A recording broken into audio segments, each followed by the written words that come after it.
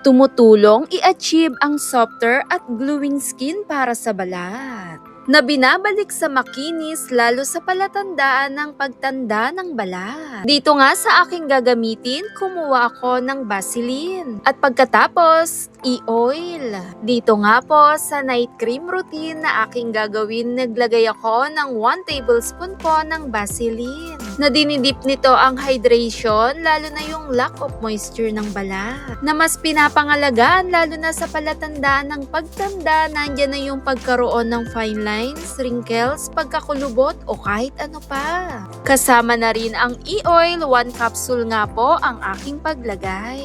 Ang e-oil, mayaman ito sa powerful antioxidant na nagbibigay nourish, lalo na yung radiant look, lalo sa balat. Perfect itong dalawang kombinasyon na nagbibigay brightening, lalo na yung radiance.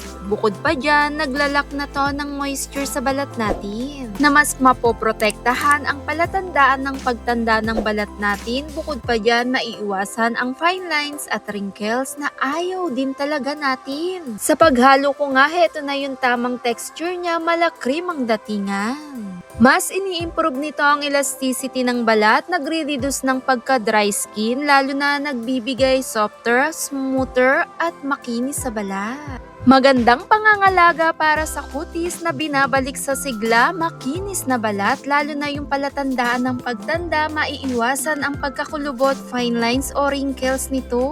Gamitin lamang bago matulog sa gabi, night routine mo na rin, kinabukasan pansin mo yung effect, makinis, malambot, kapansin-pansin. Mas pinoprotektahan nito ang balat, maiwasan ang palatandaan ng pagtanda at nagbibigay ito ng lack of moisture.